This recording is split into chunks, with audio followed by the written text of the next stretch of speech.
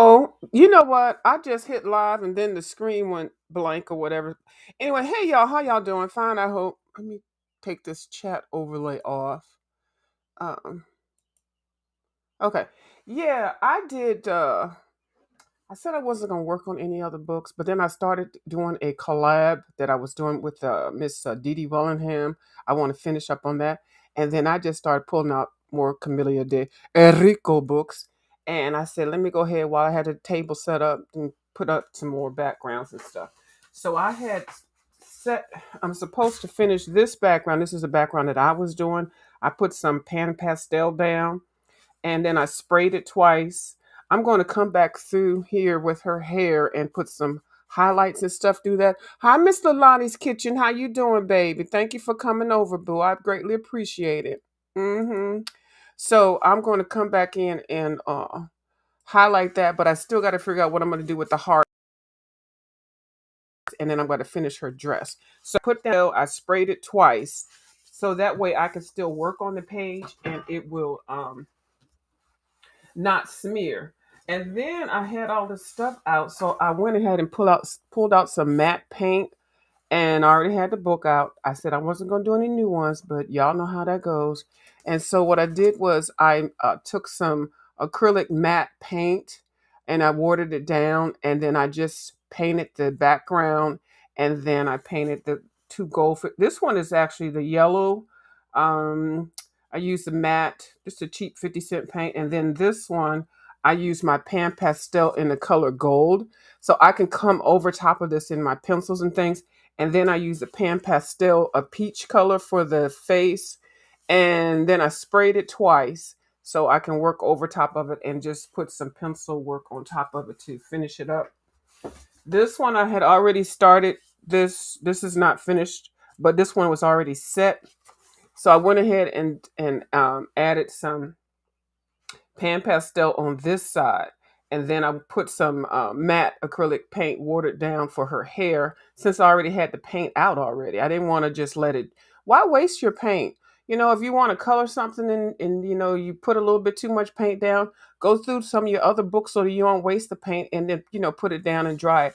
So I sprayed this twice so that I can still work on it, but basically, oh, and I did put some of the pan pastel on her face. So she, yeah. So anyway, but so these are still works in progress, but at least I'm putting down the base coat, and then when you put pencil over top or watercolor or whatever you want to put over there, it will at least have that base.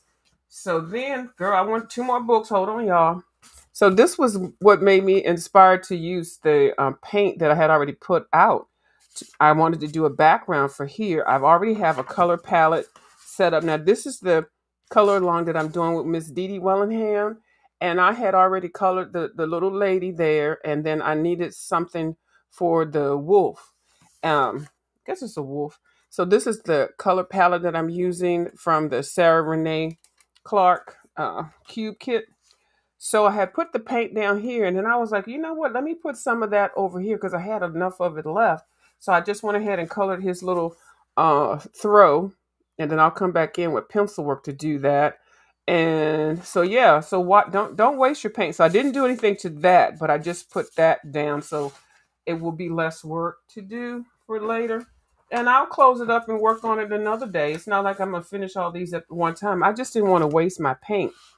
Now, yesterday I came in and I was doing pan pastel for the background here. I put some more pan pastel down for the dragons. I guess it's a hatching because this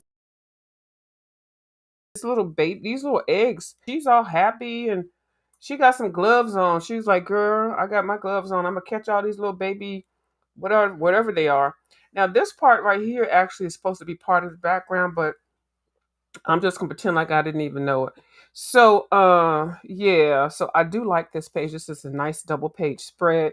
I think I'm gonna spray it one more time just so that I don't smear the colors, and then I will probably close it up and come back to coloring it or whatever when I have some time. But yeah, so that's one way to do a whole bunch of backgrounds, especially if you're using either watered down acrylic matte paint, so you can put pencil over top, or if you want to use regular. I mean, we'll do whatever you want to do. It's your coloring books, it's your pencils, it's your crayons, it's whatever you want. hmm So I did want to say one more thing. I don't know if y'all saw that video with that little girl. Hey, big gas man, how you doing, baby? Thank you for coming over. Hey, KP, how you doing? Oh, is it Beauty and the Beast? Yes, that's right. I don't know if y'all saw that video that's going around with the little girl that left the store with her mother. I guess her mother and her aunt and a little girl, and the mom and the little girl got accosted by the police officers. I guess the store had realized that the whole group, the three of them, had come into the store to steal, and I guess one of them had stolen some sunglasses. I guess it was the aunt. I'm not sure. So the police did a video. It's all over. It's viral. The police somehow, I guess, I don't know if it was a police cam or somebody just a bystander taping it. This little girl, like, oh my goodness, she really was in her emotions, and the she just went off. She was cussing, she was swearing, she was threatening to kill. She was just everything but a little girl. She was definitely out of her place, but you could tell that that's what she was used to being around, that type of scenario. Now I'm going to tell you my breakdown on it, and my breakdown is the mother and the aunt have been doing this shit for years. They dragged that little girl with them when they started stealing. Okay, the little girl was used as a deflection, and they got away with it a long time. They probably put some stuff in the little girl's bag and stuff. I'm just saying, this is allegedly, this is my thoughts. And she got away with it. They knew when the shit go down, go ahead and throw a fit. That little girl was acting, but she was acting on reality. She knew the exact key words to say. She grew up like that. She sounded so hardened as a little girl. She was so far away from being a little girl. Her words and her actions were ratchet. Her words and her actions showed that she was a part of this for a long time, because that's how she was raised. That mother stood there and let her little girl show up and show out, and the mother said nothing. The roles were reversed. The mother should have been the one that was all acting all a donkey, saying, "I don't have anything stolen," especially if she knows that the sister got away with stealing whatever it was. But I'm just saying they shouldn't be out here stealing like that, especially with the child. But if anything, the mother should have been the one that would have been acting like the way that the daughter did. Girl, who is this? I'm not doing my commentary. I don't know. So, so I think that the fact that the mother stood there and let her daughter get videotaped and get to act all out, all those emotions, all that rage, all that cussing, that was a deflective move. Okay, so the little girl doing all that when she was probably younger, it was cute. Throw herself on the floor and throw a tantrum, deflected. Oh no, the little girl took it, or something like that. We don't know. This is all alleged. And then he just got away with it, and they went out to the store, went to another store, and did the same thing. Well, at some point, little girls grow up. Okay, they grow up, and you are teaching them how to survive and move on. So that deflection tactic did not work yesterday or whenever it happened.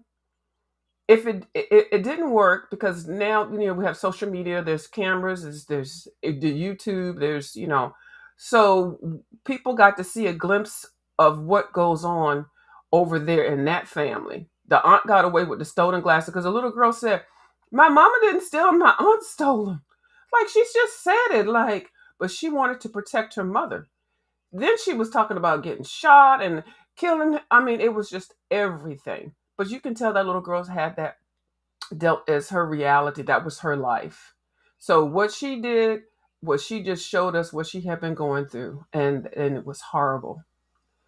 And then at some point when the mother got into the police car, I think she asked the little girl, just be calm down, calm down. Well, you should have, that should have been something. First of all, she shouldn't be in that situation where she has to react like that. But then for you to ask her to calm down, it was just total role reversal. It was embarrassing. it set a tone up for that little girl to not really be judged fairly, because we see what you can do and what you can be. That little girl needs to be reprogrammed. Okay. Now she appears to be very smart, very intelligent. She speaks very well. She seems like she could be a little actress. She might even be able to sing and rap and stuff like that. Or she might be able to study, do math, and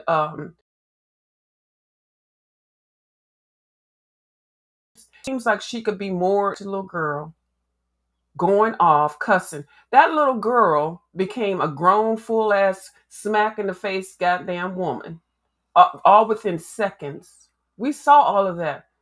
Now, I heard some people say something about her attire. Um, that to me, what because I know I can't really talk about how people and their kids should be. So I would wear that outfit. Now, okay, now I'm a woman of particular age, but I could wear that outfit. The little outfit she had on, I would wear that. Now, is it appropriate for her to be a little? But see, the little girl is looking like a teenager now. She's looking like a teenager. She's not looking like a little girl. I don't know what her age was, but the way she spoke and the way she acted and the way she put her words together, that was definitely preteen, getting ready to go to juvenile. And then did you notice that, like I said, the mother was quiet and demure, and then until she started cutting up. Okay, so the fact that there were no sunglasses there, the little girl said where the sunglasses were. My aunt stole the sunglasses. Okay, so that's a whole scenario. I'm glad I've never had to deal with that kind of situation. Um, but yeah, so that's my opinion on it. I don't know what you all think. I really don't. You just saw it, Miss Lalani. It was a hot mess. Hi, Miss Lisa. How you doing? Thank you for coming over. Yeah, and that part, she said, "This is." You know how they say, "Oh, my mama." I ain't lying on my mama. Like the mama's still alive and stuff. She said, "On my dead dad." She said, "On my dead daddy's." She didn't steal it. That's what she said. On my dead father, my dead daddy. She didn't steal it, or something like that. Now, what child needs to like say that, like to prove that they're not lying? That's like that's double dog dare, triple. I don't even know if y'all know the movie The Christmas Story. Like somebody triple dog dare you. It was a little thing that you did as a kid. Like it's like I dare you to go get a cookie, and then you're like, yeah, I'm gonna go get that cookie. Oh, I sound like somebody else. I'm gonna go get the cookie. I'm gonna get the cookie out the cookie jar. Who gonna stop me? I double dog dare you to do it. That just means go ahead and do it and see if you can get away with it. But it was innocent when we used to say stuff like that years ago. And then I guess as an adult, you'd be like, oh, my mama's grave, girl, I did not do that. You hear people in court and stuff saying that type of thing. But that little girl came straight out her mouth. And I know it's not squirt, but out of her mouth saying, oh, my dad's son. I don't think she said her dad's grave. She said her dead daddy. And that didn't even sound nice. Like usually when you say something like that, you at least make it a little bit more easier to hear. On my mama's grave, I did not take that. Or something like that. But the child used that has been taught to say certain things like that. Do we know that the dad is dead? I don't know. The child looks young. The mother looks young. What happened to the dad? Did the dad get caught up in a shootout or something like that? Is that her way of life? I don't know. Was that just a phrase for her to just throw out? Or she's heard other people say that? That was totally unacceptable for a child to say that. Like, and then she said it like immediately. On my dead daddy. She did not take that or whatever she said. Y'all go play video. I'm not even going to put it down here because I don't really want to entertain that foolala. I don't want to support it. But if you all want to see it, it's already out here and everybody's speaking on it. My heart was so hurt when I saw that. And I'm not an expert, so I wouldn't even know where to begin healing with that. But I think so. I saw in some comment in the comments that the dad has full custody of the child now. I don't know what that means because when you're reading the comments section, you really have to take that with a grain of salt. You don't actually know if those are real comments or just somebody just chiming in to make things seem a little bit lesser. Deflection. We don't know. So it is. I like to say, like they say, it is what it is. So that's my opinion on it. If you care to comment on it, you can below this video. I would greatly appreciate it. Uh-huh. Thank you, Miss Lisa. Thank you so much. And I appreciate you for watching my video. Have a good day. Bye.